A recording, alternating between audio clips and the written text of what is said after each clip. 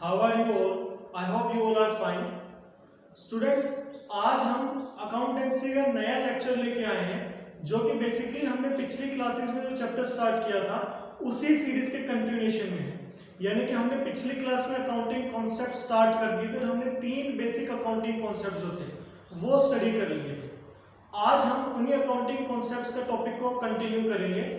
मैंने आपको बताया था कि टोटल 11 अकाउंटिंग कॉन्सेप्ट्स जो हमें पढ़ने हैं, जिसमें से 3 अकाउंटिंग कॉन्सेप्ट्स हम पिछली क्लास में पढ़ चुके हैं। आज हम 4 और अकाउंटिंग कॉन्सेप्ट्स पढ़ के आज हम टोटल 7 अकाउंटिंग कॉन्सेप्ट्स को कवर कर लेंगे। बाकी के जो 4 अकाउंटिंग कॉन्सेप्ट्स बचेंगे उसे हम अगली क्लास में कंप्लीट करेंगे। तो चलिए आज की क्लास को स्टार्ट करते हैं और देखते हैं कि पहला अकाउंटिंग कॉन्सेप्ट कौन सा है। पहला accounting concept that is a fourth accounting concept वो है बिजनेस एंटिटी कॉन्सेप्ट। कुछ ऐसा टॉपिक आपने बिजनेस स्टडीज में भी पढ़ा होगा। बेसिकली बिजनेस एंटिटी कॉन्सेप्ट क्या बताता है? बिजनेस एंटिटी कॉन्सेप्ट ये कहता है कि business and owner of the business दोनों की एक सेपरेट लीगल आइडेंटिटी होती है। एंटिटी का मतलब है पहचान, आइडेंटिटी। जो ओनर है, मालिक है बिजनेस का, वो अलग है और बिजनेस अलग है। बेसिकली बिजनेस जो भी काम होता है वो बिजनेस के नाम से होता है, उसमें बिजनेस का नाम लगता है, बिजनेस की स्टैंप होती है। ये जो कॉन्सेप्ट है ये बताना चाह रहे हैं कि बिजनेस अलग होता है और उसका प्रोप्राइटर ओनर अलग होता है। कुछ ऐसे टर्म्स हैं जो हमने पहले पढ़े हैं जो कि इस चीज को जस्टिफाई करते हैं। जैसे कि हमने ड्राइंग्स का कॉन्सेप्ट पढ़ा था। ड्राइंग्स का मतलब क्या होता है? जब प्रोप्राइटर या फिर ओनर बिजनेस में से कैपिटल विड्रॉ कर लेता है अपने पर्सनल यूज के लिए, तो अगर ये सेपरेट लीगल आइडेंटिटी नहीं होती, दोनों की अलग पहचान नहीं होती, तो बिजनेस किसका है? बिजनेस तो मालिक का ही है। अगर वो पैसा निकाल लेता है तो फिर हमें ड्राइंग कॉन्सेप्ट क्यों पढ़ना पड़ेगा?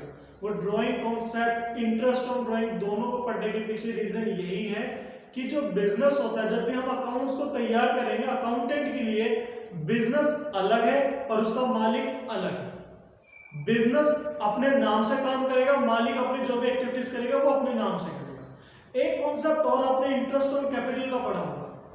इंटरेस्ट ऑन कैपिटल का मतलब होता है कि जो मालिक ने पैसा लगाया है, कैपिटल लगाया है, उसके बदले बिजनेस को उसे इंटरेस्ट देना पड़ता है। तो ये कॉन्सेप्ट भी इस चीज को जस्टिफाई करता है कि बिजनेस को जो मालिक ने पैसा लगाया, मालिक अपने बिजनेस में तो पैसा लगा रहा है, फिर उसको ब्याज देने की क्यों जरूरत पड़ेगी? वो इसलिए पड़ेगी क्योंकि ओनर को वो एक अलग आइडेंटिटी देता है और ओनर की एक अलग पहचान है। तो यह है पहला कॉन्सेप्ट जो ये बताता है कि बिजनेस और उसके ओनर दोनों सेपरेट है।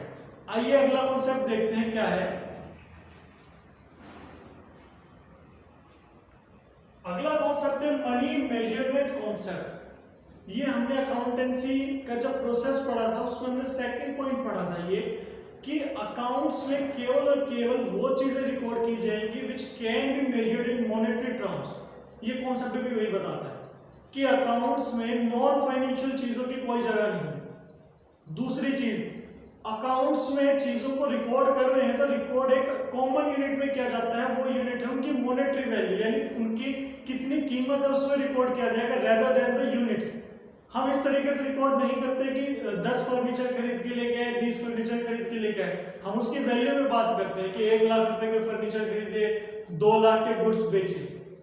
तो मनी मेजरमेंट कॉन्सेप्ट यही कहता है कि चीजों को उनकी मॉनेटरी वैल्यू में रिकॉर्ड किया जाएगा। अकाउंटेंट हमेशा ये चीज ध्यान रखता है कि केवल फाइनेंशियल चीजें रिकॉर्ड होंगी, नॉन फाइनेंशियल चीजें जैसे कि ईमानदारी और ये सारी चीजें रिकॉर्ड नहीं होंगी।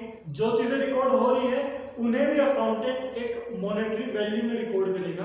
अब इसके पीछे क्या लॉजिक है या क्या यूज है कि हम मनी मेजरमेंट कॉन्सेप्ट को फॉलो करते हैं?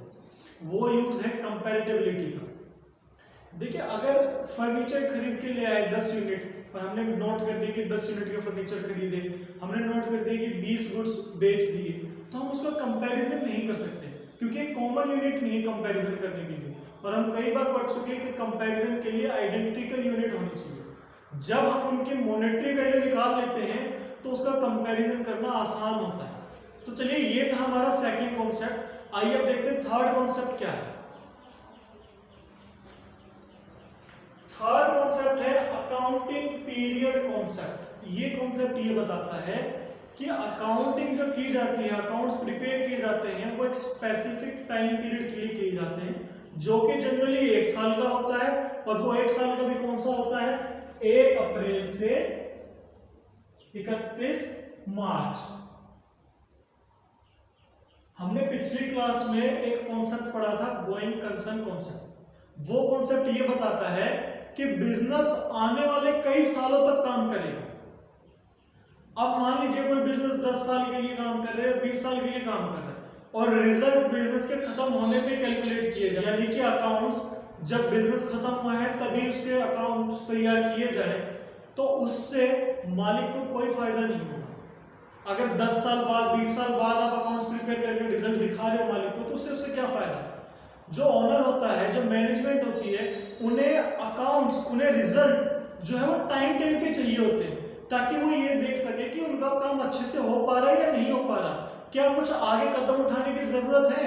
आगे की प्लानिंग, डिसीजंस वो अकाउंट के बेसिस पे ही करते हैं, इसलिए जो रेगुलर फीडबैक देने की जरूरत होती है। इसी के कारण ये कॉन्सेप्ट ये कहता है कि अकाउंटिंग पीरियड कॉन्सेप्ट फॉलो हो। ये कॉन्सेप्ट ये कहता है कि अकाउंट्स जो है वो स्पेसिफिक टाइम पीरियड के लिए प्रिपेयर किया जाए, ताकि टाइमली फीडबैक दिया जा सके मैनेजमेंट। आइए लास्ट कॉन्सेप्ट देखते हैं आज की क्लास का क्या है। लास्ट कॉन्सेप्ट है हिस्टोरिकल कॉस्ट कॉन्सेप्ट, या फिर इसे हम सीधा कॉस्ट कॉन्सेप्ट भी कह सकते हैं।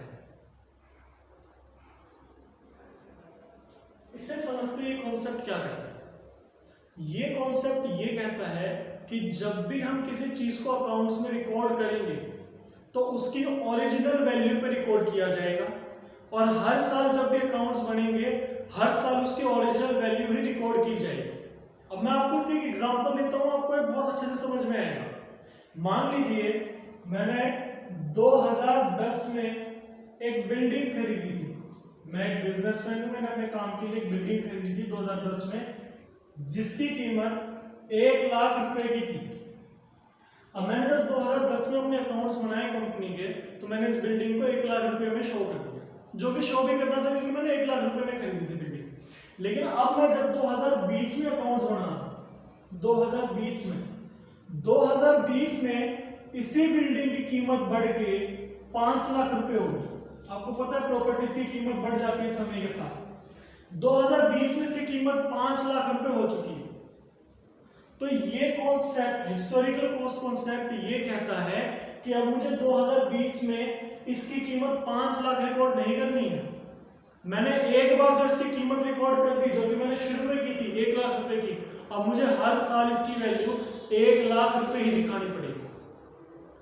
अब क्योंकि ये वैल्यू जो मैं शो कर रहा हूं, ये कब की है? ये पास्ट की है, शुरू की, हिस्ट्री की है, इसलिए इसका नाम हिस्टोरिकल कॉस्ट कॉन्सेप्ट है, क्योंकि हमने पास्ट की कॉस्ट जो थी, हमने जो पहले जितने ये खरीदी थी वो वैल्यू शो कर दी। So historical cost concept basically क्या कहता है कि चीजें ओरिजिनली जितने में ली गई थी, या ओरिजिनली जो प्राइस था उनका, एक बार जो अकाउंट्स में हमने रिकॉर्ड कर दिया, उसी प्राइस को हर साल कंटिन्यू करना पड़ता है।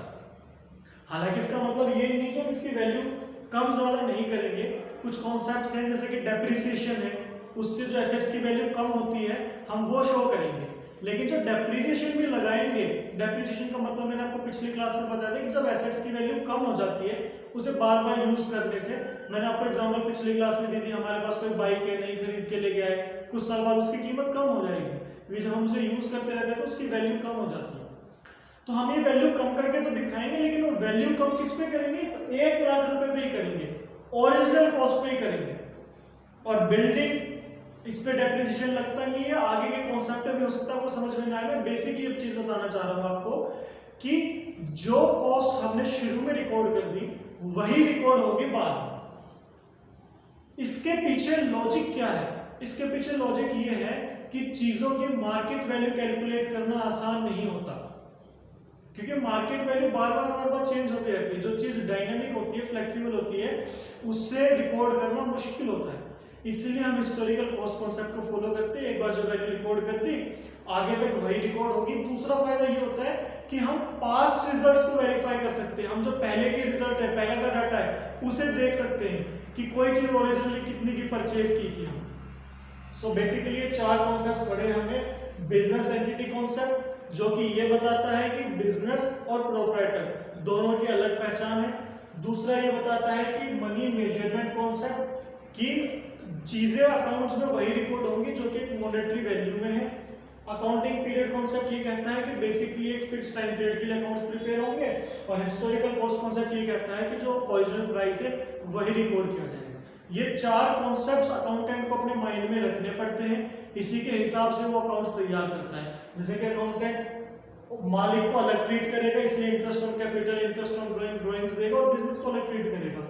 जो अकाउंटेंट है केवल मॉनेटरी चीजों को रिकॉर्ड करेगा। अकाउंटेंट एक फिक्स टाइम पीरियड के लिए अकाउंट्स प्रिपेयर करेगा।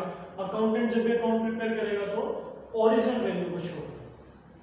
तो होपफुली आपको आज का लेक्चर बहुत अच्छे से समझ में आया होगा। जो बाकी के चार कॉन्सेप्ट्स रहते हैं उसे हम अगली क्लास में डिस्कस करेंगे। And thanks for watching this video.